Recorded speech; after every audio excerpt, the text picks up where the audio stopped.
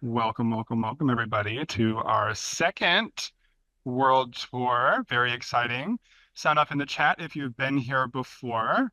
This time might be just a little shorter because we are shy a couple mentors, but we are still going to have such a good time going through some of these worlds from the Mobile Genre Showdown competition that just wrapped up. Congratulations to all the winners and to everyone who participated coming out of that competition.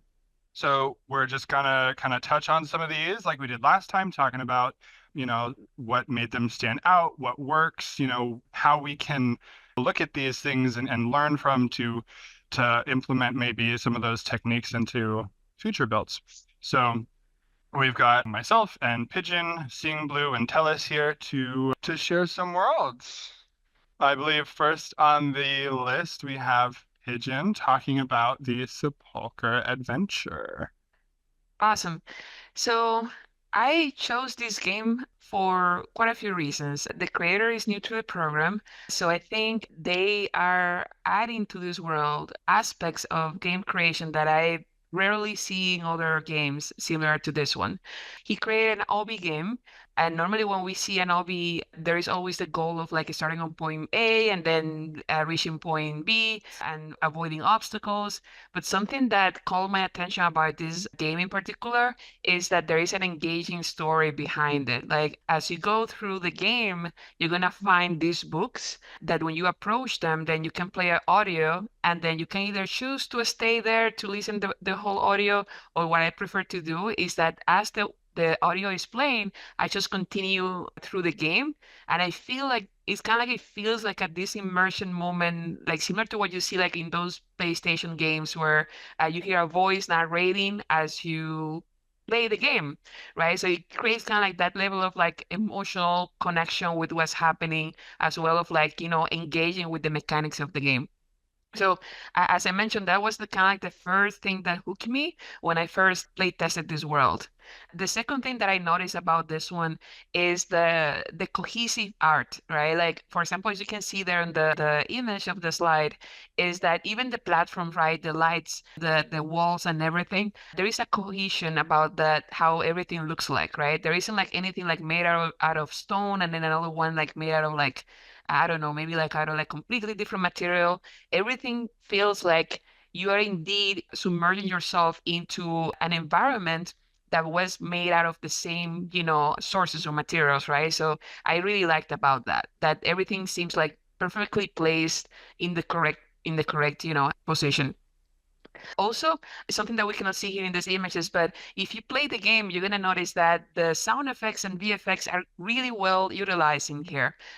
He uses VFX to kind of to point at important viewpoints of the games. Like, for example, when you go through a portal, the green color that he's using for the portal, he's consistent with that, right? For example, every time that you see that green, you know that that's where you need to go. Either is something that you have to jump into or something that you have to go through, like a portal, right? So that consistency, I think, is important to create that cohesive experience. Also, during the game, there are smooth animations, for pillars and obstacles moving up and down or moving left and right that block the movement of the player as they go through it, right? So I didn't see any, and I didn't experience any like lag moments or anything like that. Of course, when I was playtesting this, I was on my own. I would, for example, expect, like, for example, if we had, like, say, full play, with all players, I think the maximum capacity is four.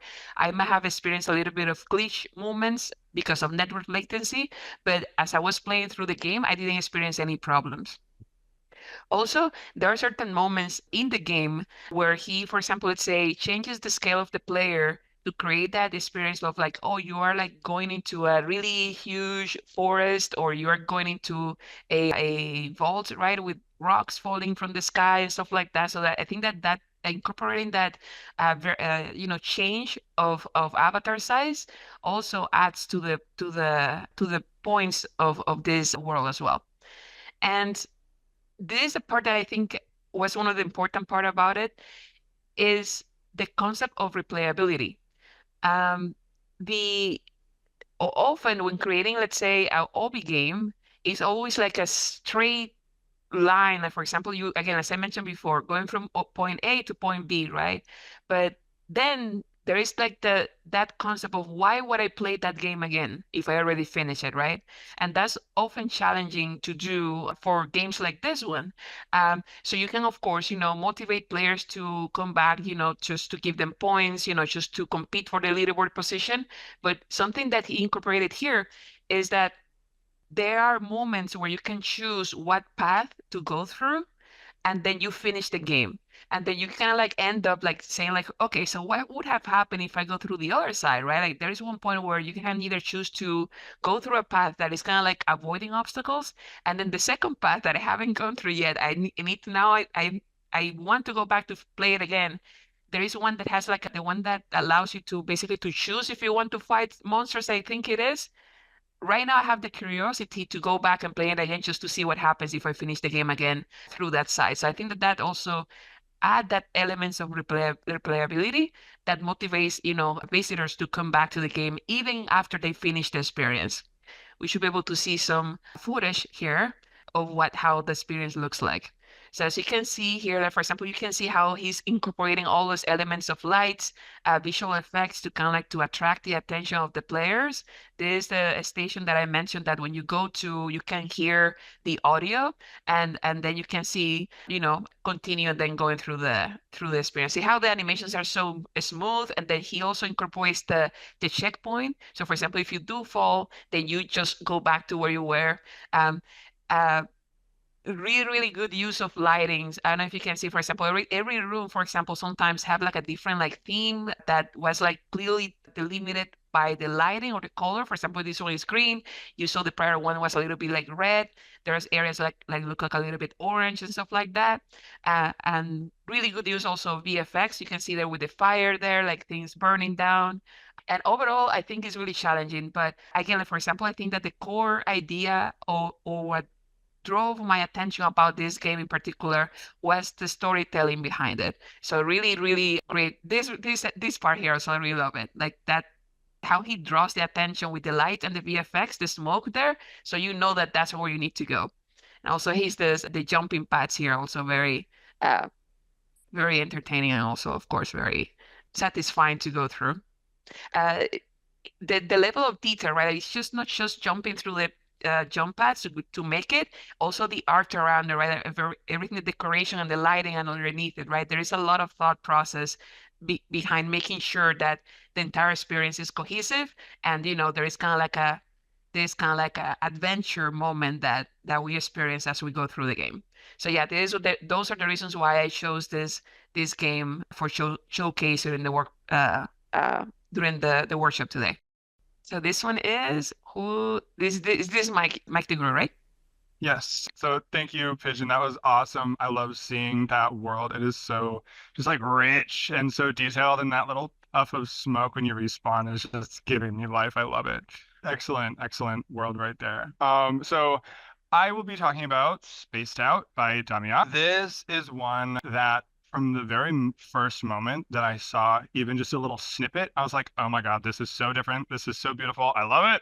I need it. This one, I am just in awe of its visual style. And that's what I'm really going to touch on is the art within this world. You can see that it's silhouettes, which is very, very different from what we're used to seeing. I don't think I've seen anything like this actually until this came out.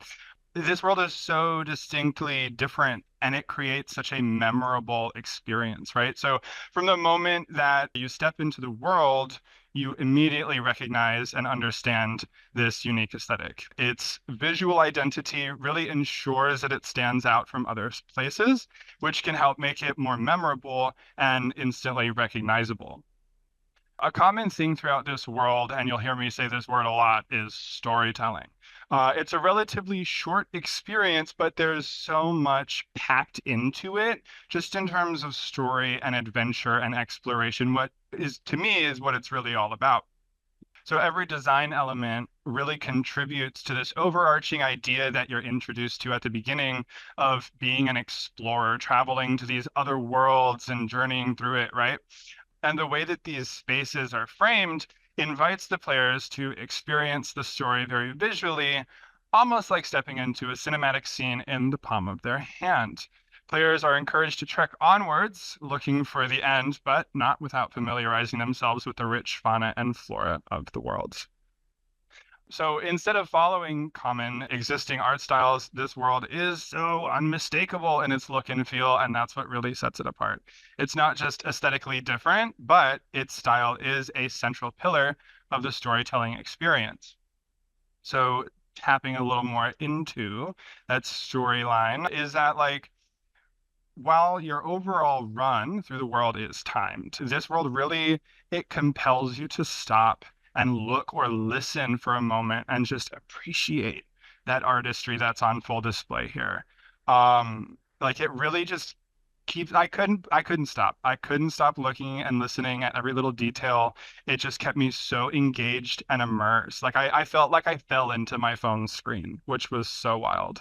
And the story it doesn't unfold exactly in a linear way, but it's very much up to the player to kind of interpret the story. You're given this idea that you kind of subscribe to, but ultimately you get to make your own story with it, with this idea that you're presented with, right? Which I think is really interesting because where my experience, is very personal to me, it could be like maybe so and so interpreted it differently, like maybe we have funky little names, for this character, that character, and I think that there's so much about that that could really foster some connection, kind of discussing, the world. Something else that's really important here is the sound design, right? So because we don't have, well, we have a lot to look at, but he gives us so much to listen to with sound cues happening all throughout. And that really deepens the immersion and helps kind of like shape the narrative. And the sonic landscape, as I put it in my notes, is so carefully designed to enhance the story and guide your experience, like I said, deepening that level of immersion. And then the last like really important thing I wanted to touch on was the animation in this world. There's this like style about it that feels almost like paper puppets kind of, and I'm obsessed. It's just so interesting the way that everything moves in this world, but it's so smooth and fluid and it breathes so much life. And if I'm not mistaken, there's like even like a little animation on some of the plants happening. So it's like everything you see feels alive. It feels like it's living and breathing and you're just right inside of it.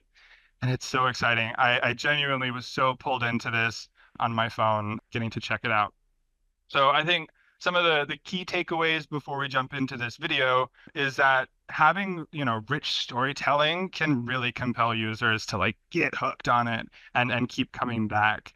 And this world is designed for that very natural like exploration, find out.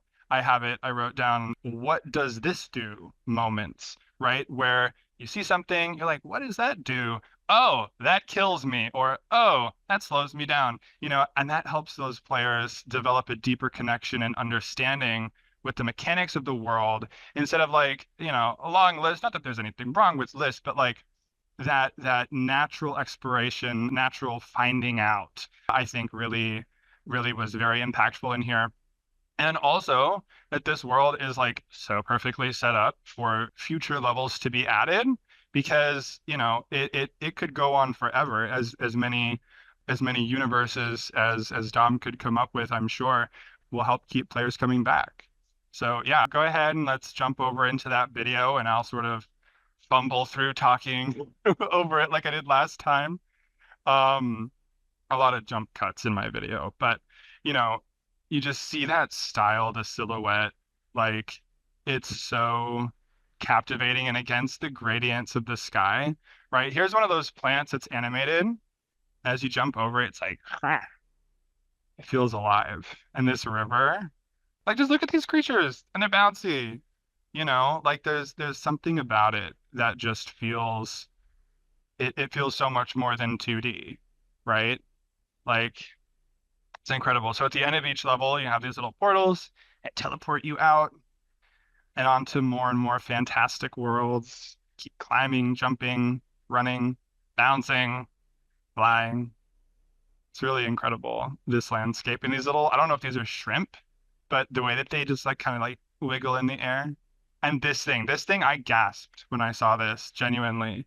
Like, just the storytelling, the animations, everything in here is so well executed. It really was incredible. And I think I ended this video with just a compilation of me dying a few times. I see Blue says the shrimp gave me so much grief. Yeah, same. Literally, I was gonna put in a time lapse of me just getting wrecked by these shrimp over and over again. But yeah, that's my ramblings for Spaced Out by Damiak. I'm not sure if this is Blue or Matt, but we got Pocket Yeah. RC Cars. Yeah, this one's mine. Thanks, Mike the Guru. I really enjoyed that game. It looks visually stunning. It feels really, really good. But Pocket RCs is the game that I chose. It's more of an arcade style game. So you're not going to find much story here, but what you are going to find are things like clear instructions. So there's it felt real intuitive to get started with the game. Yeah, so casual gameplay, I found it really easy to just pick up and put back down. For me personally, this game kind of struck a nostalgic chord for me. I grew up playing the original Nintendo, and there was a game called RC Pro AM that I played a lot on the original NES. And the way that this one looks, feels, and even sounds reminds me of that old NES game that I used to play so long ago. And I even reached out to the creator, which I'm pretty sure I'm going to butcher their name. I think it's Pastu. I reached out and we were talking about it just a little bit, and I made mention of the RC Pro AM, and he had never heard of it. So the the nostalgia was literally just a coincidence, but I thought it was great. So the game's got some clear progression. There's multiple tracks, which when we bring up the video, I'll kind of go through and show you each track. But in order to unlock the next track, you need to have at least scored a bronze in the previous track. And it's real clear up front. You won't see it in my video because I've already unlocked all the tracks, but hovering above the track is this big red text, lets you know you need to unlock the previous track. I think it had really excellent use of the camera API. You get a top-down view while you're racing, like you see there in the first image. And moving in and out of that, I didn't find it too cumbersome. Once I think once I got it, at least on web and mobile, once I got used to the two key hotkeys that I needed to press, I was able to move in and out of races pretty quickly. I think there was a lot of attention to detail when it comes to the cars and the driving of the cars themselves, which I think is super important because that's probably the most important feature of the entire game is just the feel and control and look and sound of those cars. And when the video plays, you'll notice the cars, they have a variable speed to them. Turning slows them down. Turning also causes the wheels to squeal. There's even some tire marks left behind. All really cool attention to detail that I enjoyed. And I found that it really encouraged competition, even out of me. Like I didn't come in here to compete, but it brought it out in me in some way. So let's go ahead and pull up the video there and take a look at it. So this is where you first spawn in. There's instructions here, which are great. They're short, simple. There's no big long text that I have to read.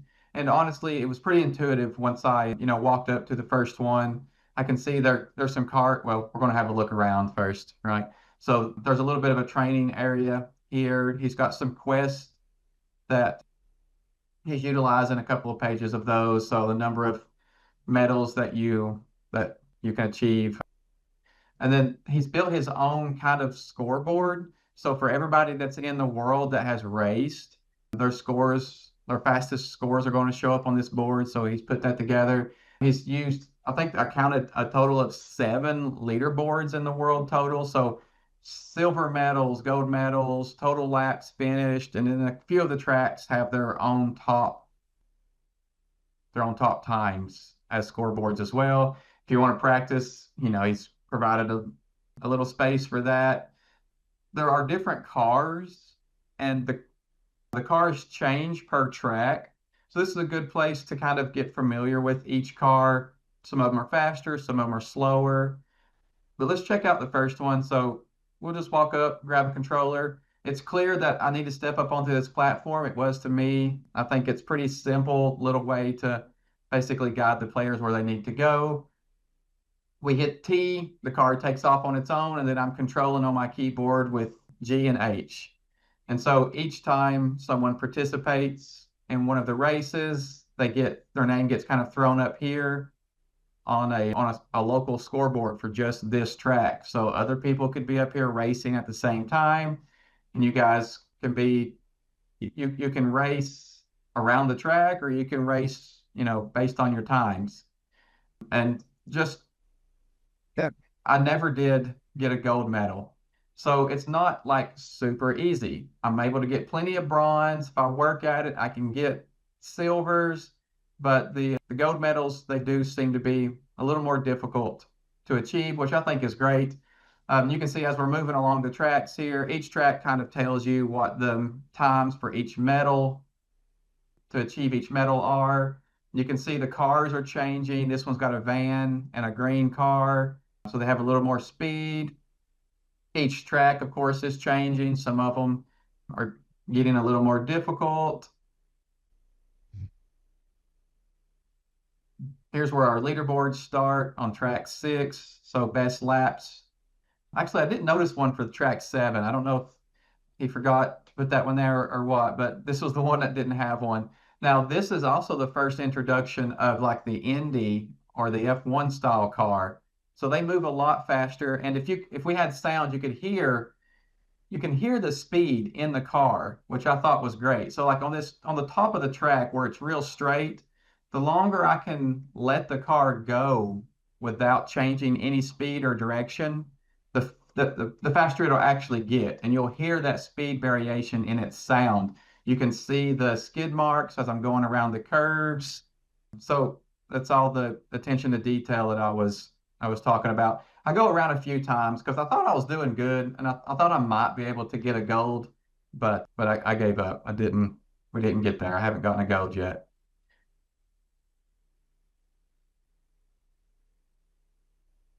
Stormy says good use of adjusting the pitch and audio at runtime. It is.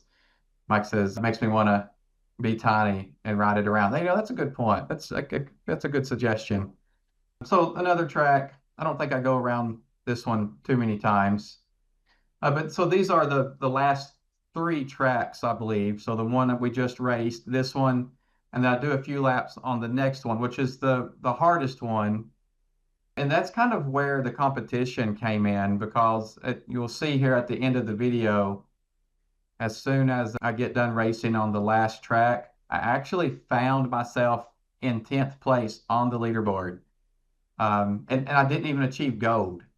So the fact that the gold was so hard, or it's so difficult to achieve, I think that's what kind of really brought out the competition in me. Let's see the last track here. Now this one, it's fun, but like it gets more difficult, right? And you'll see when we step up here, there's two loop-de-loops in it. So if you hold down, if you got to hold down G or H to steer if you're on keyboard. If you hold it down too long, he'll turn too sharp. So it was really about like this, holding it down for like the right amount of time to get the perfect kind of curve on your turns there. The more I done it, I found the better I got at it. So that was a decent lap, right? I ended up getting a silver on that one. And then I think this is where we discover that I ended up 10th place, which I found super exciting. And so that is, shoot, that's the end of the video there. And so that's Pocket RC Racers. I think this one is Tellus. All right, that was awesome. Yeah, that looks like a lot of fun. I'm gonna play that with my kids and try to beat them time. I love going fast, and in that, I present to you Glider Quest. Glider Quest is by C Lab, so it's a team of people They were an entry in the simulation category. They made this game, and I just I'm a big fan of going fast, like I mentioned a second ago. And so this game, let me tell you this story. So basically, one day I was in the mall and they had like a Nintendo setup and they had Minecraft going. And the game they were demoing on Minecraft was a glider game, right? So you were gliding through the caves. And I sat there and I played that for like a while. And I was so excited for that to come out. And I think it eventually came out, but it was like many years after. But it always like lingered in my mind of like, I really love that style of like gliding through and just reliving my Spyro days on the PlayStation 1 era. So when I see something like this, come across my feed in Horizon Worlds, I get excited, right? I get excited when I see any of these games from my past that like just like I really loved, and we get to have like the Horizon Worlds version of it, and potentially see it grow.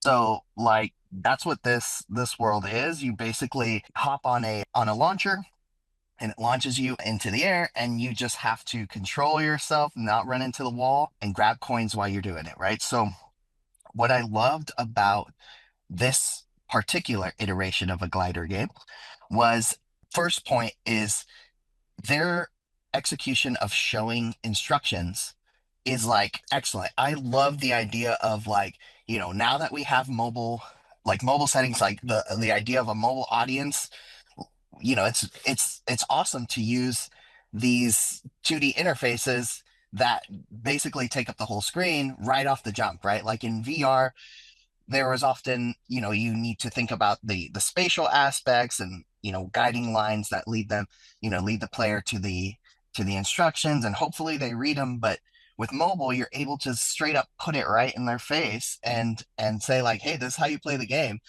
I personally, I feel like that is a great way to like get someone started, especially in a like casual mobile game that like this, right? So once, like I said, once you go into the world, you get that prominent pop-up, and it's a three-part instruction. It's, get up on the launcher, press the launcher button to go up in the air, and then just grab the coins, right? That is, easy to pick up, and you can basically get anybody to do that, right? So what is also really great about this world is when you spawn in, after you basically confirm that you read the instructions, you can see that you're placed in a spot where a few steps forward is the launcher. But if you look to your left, there's some leaderboards. And if you look to your right, there's these progression items, right? So you see a glider, you see the launcher, and you see a booster. So they're very clearly marked with the coins, so you understand like, hey, I can't afford this yet. I need some coins to be able to get them. So you're already right off the bat sort of enticed to like, oh well, that's my goal. That's the way I like to think about it, is like they're showing you the lock, right? They're showing you what is locked, and the key is the coin, right? So got to get the coins, right? And so the goals are like, what I really enjoy about this world is that the goals are very clear. Like fly far, grab coins. Great. You see that also reinforced through the leaderboards. Well, once you get up on that launcher, launch yourself out, and you start flying, this is where you really get to appreciate this version that C Labs has made for us here in Horizon Worlds.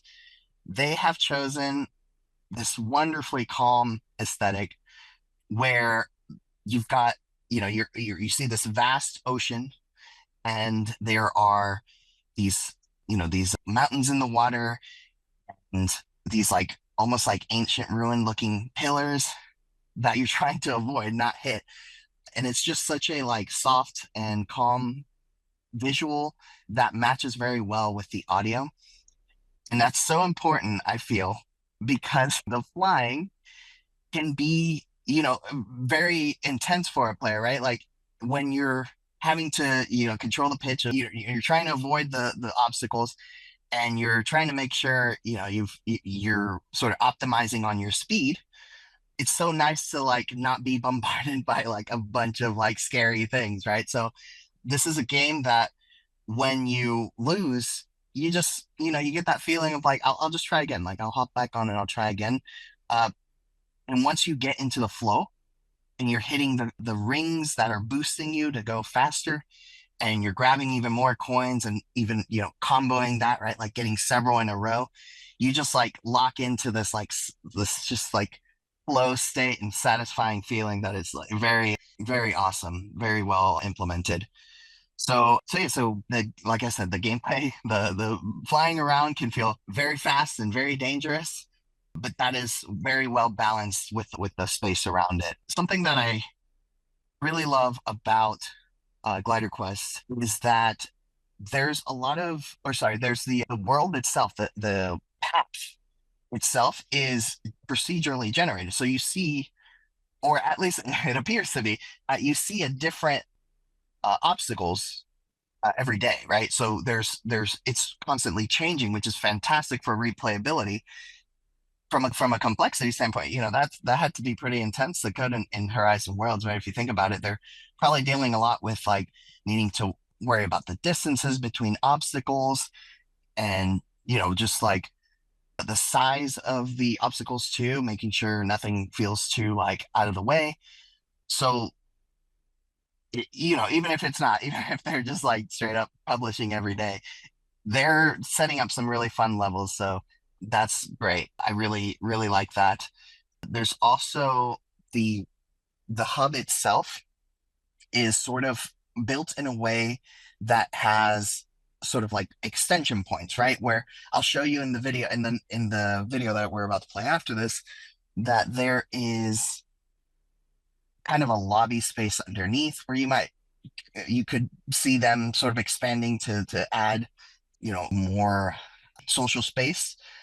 And the progression system itself is, while, fairly straightforward and easy to understand and sort of easy to progress through, you could see it expanding into um, uh, a new ability to like customize for yourself and for your player, for your personality type, right? Uh, at the moment, what they nailed in regards to the progression system is the visuals, like, oh, this thing is better than the last thing. I think they did a really great job of making you feel like, oh wow, I'm really like getting the next best thing. Something that almost like teases you, and I think is sort of understated aspect of this game, is the app icon, or the world icon itself, is almost like a tease of the better things too, right? So like in the world icon itself, you can see that person has like really interesting wings. They're like, you know, robotic wings. Uh and they're flying with other people, right? So it's kind of like, squad goals, right? So it's like it's almost like teasing you, like, hey, there's a really fun, really awesome end to this, right? Where potentially they grow a community, you grow a community and have the best things, and you are gliding your way to the next update. So yeah, so that's Glider Quest. Let's take a look at the video. I'll show you some of the things that I mentioned now. So here on the screen, you'll see that lobby space I mentioned with the leaderboards on the side, the launcher in the middle, and the upgrades on the right. And you'll see that they, each have prices. Basically, you can just go ahead and fly, right? But for me, I'm an explorer archetype sometimes. I'll wake up and I'll be like, I just want to walk around the bounds of this place. So I want to record that just because that's just something I want people to think about, right? When you're building your worlds, is make sure you have these like little nooks and crannies for people to kind of get lost and make their own stories and guesses of what you might be planning next, because it's, that's a fun aspect of being able to be a world builder. But yeah, let's jump right into the launcher. You'll see I already did my daily tasks, right? Because I don't know why I didn't record that. I got excited, right? It's like when you're gonna take a picture of your food for Instagram and you eat it first, and you're like, "Oops, I was gonna take a picture of that." That was kind of the case here. So I did my daily task, and I was like, I should probably record. So Here I am, flexing my skills, just going through ring by ring. Yeah, at this point of replay, I was in a flow state. I'm looking to hit the coins. I'm excited about, games that change the locomotion of the player, like you're doing something different than just walking around the world, because that's some potential for, like, what if there was a different avatar animation playing when you're moving in these spaces? So that could be really interesting, really fun. Yeah, mostly I'm like even getting entranced just watching it. So I'm a fan of the game, if you can't tell. Yeah, so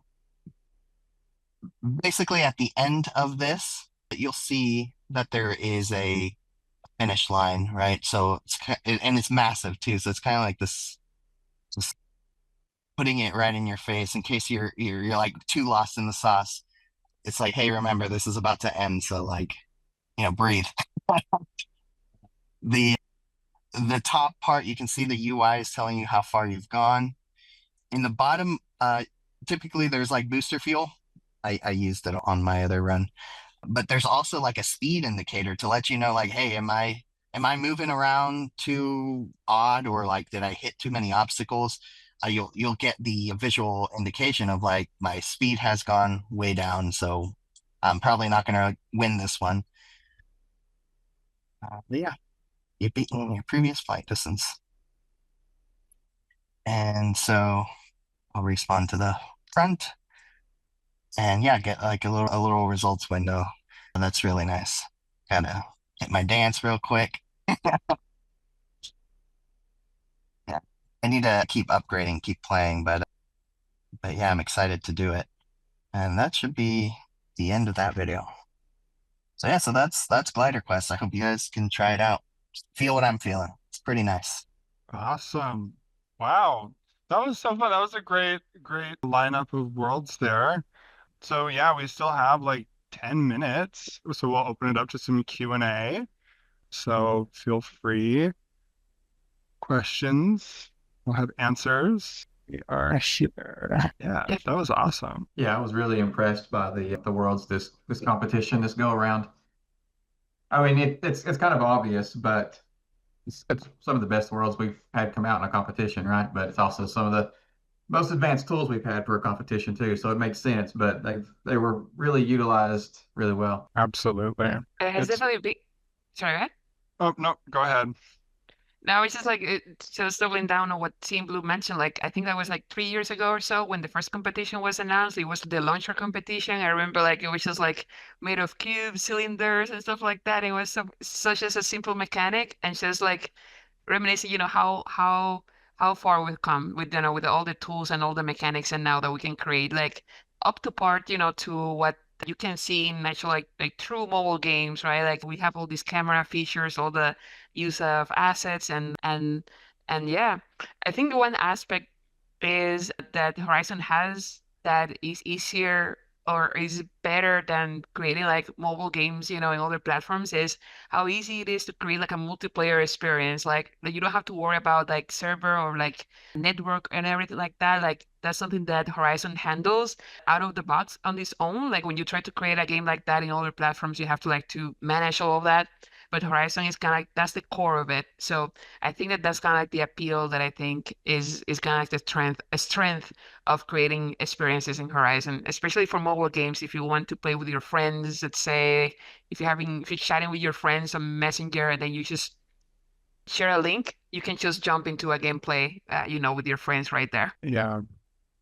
It's really excellent how easy it is to get connected and play with your friends. Something too, I think I saw, I forget who it was that said it, but like no ads either. Like Yeah. you're not being bombarded with mobile ads like anywhere else, which is so cool. We could So, oh, go ahead. Well, I was gonna say we could go back and get winners from the previous contest and just to really show the progression over time of the Horizon worlds. Yes, that'd be actually really cool to kind of look at that timeline of events and worlds and how they've evolved. Um, one thing I do want to ask all of you lovely folks at home, are there any worlds that really stood out to you? Maybe you have some examples of some mechanics maybe we didn't touch on, some things that weren't in this lineup. I'm really curious to kind of know like what y'all's standouts were and why. Everyone's thinking really hard. It's so many So, options. That's the thing. yeah, so many great options. And feel free to just chime in vocally as well. That is okay. Stormy Decker, now that you unmute yourself, like also you like great job as well with your work. Like, do you want to talk a little bit about what you did there and like what was your the most challenging part of like creating that world? Sure, but then you'll have to talk about Blast Riders after that, Pigeon, because you also did great. Touche. Yeah, I mean for me, yeah, for Comet Fall, I did a bunch of stupid mistakes. It was my first project in Horizon, right? So I was learning everything from scratch. I did so many like crazy like ownership like errors. Essentially, it was like, oh, I need this to be local script, this to be server script, and then I try to save persistent variables, it doesn't work, so I had to rewrite my code a bunch of times. But the thing I would say, I wanted my monsters to animate, which is very difficult. And so I ended up like slicing them into pieces. If you see, all the limbs are independent. And then I wrote like yaw pitch roll kind of like controllers that use like procedural animation. It's nothing super fancy. I don't use like real keyframes. It's mostly a bunch of sine waves that combine together. And so but that gave me at least my monsters to be like, roar. They look like they're doing something. They're mostly looping, but so it's not very well timed like the keyframes. But I was pretty happy about that. I also wanted a spell system, so like fairly like more advanced projectiles. I had to scale it way down, but it's fun to learn spells, to cast spells. The crafting table UI, I spent a ton of time on that, figure out how the hell that works. Discovered the if node for the UI really late into the project, so I no longer needed to do a bunch of things where like the width is 1 and the image is invalid. At some point, it's like, oh, there's an if node. I could just make it disappear if it's not a valid weapon you have. Anyway, stuff like that. But yeah, and the tutorial, I was really passionate about having a game that teaches itself, so that when you play, it tells you where to go next. I kind of run out of steam eventually, and after the tutorial, it doesn't get used as much. But I really love to like future games. I want the game to teach you how to play as you're playing it, rather than a giant wall of text on a billboard that you have to read early on. So, yeah. Anyway, Very nice. thank you. Yeah. I see some mentions also like Miami's mentioning the Kawaii game. Yeah, that one is very addictive. I agree with the Scene Blue there that you played once and then you get hooked immediately with the animations and everything. And it's, yeah, I was just talking about Sudoku Adventure. Uh, I don't know, actually, if you wanna say something about Sudoku Adventure, what you liked it, and sorry to put you in the spot. No problem. It was just very simple gameplay. So if anyone's ever played Sudoku, it's just one of those games, a puzzle game where you can just like chill out and kind of like work your brain a little. And I like those type of experiences because sometimes I don't need all the pressure and speed, but those are also nice. Very cool. Yeah. Sometimes simple is the way to go, you know. Had a long day, maybe you just want to unwind, challenge your brain just a little bit. Yeah. I love that. Thank you for speaking on that, and also thank you, Storming Decker, for sharing some of your experience. I think it was really cool, kind of hearing some of those challenges that you ran into, even like kind of late in the game and how you worked around those. I think that's such an integral part of the creation experience on this platform is running into those walls and then doing what you can to leap over them. Is awesome to hear that story. Anyone else have anything? Any other standouts? Any mentions? I mean, they're not here right now, but I think like Void Tech like Crafters, they did a bunch of like 2D side scrollers, like including the firefighting one. That is Yeah. kind of adorable, honestly, with the rescuing the cats and and this little camera zooms, I mean, like that. So yeah, it's just like, I don't know, that caught my heart a little bit. So yeah, Firefighters, exactly. Like and they did a bunch for this contest. It's kind of crazy. I think they did 5 games, one for each category. So they really, really went to town on it. But still, yeah, exactly. It was nice little side scrollers. They were adorable. Yeah.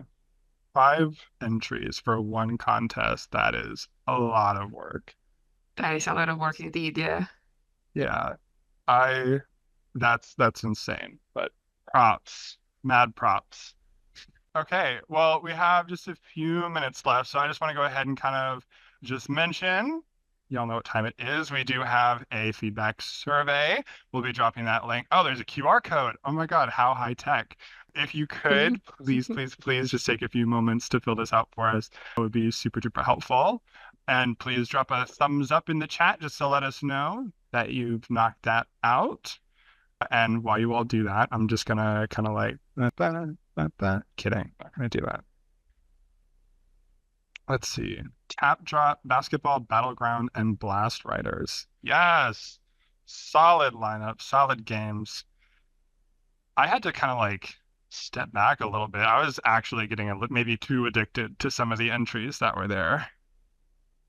They're really, really good. Yeah, I also like the fact that, I guess at the time of the duration of the competition was kind of like, I guess that is a blessing, of course, at the same time, right? When you have like a short time, for example, what you need to do, and basically you go ahead and do it. But then when you have like a really long timeline, then you just like doing things, but then you somehow those 4 months go fast, like super fast. Like it's kind of like when you reach like the last couple of weeks, it's like, what did all this time, what happened? What happened with all this time, So it's kind of like it's always kind of like deciding what would be best, like having like a short timeline or having like a long-term timeline to create these experiences. I wonder what people think about that. I guess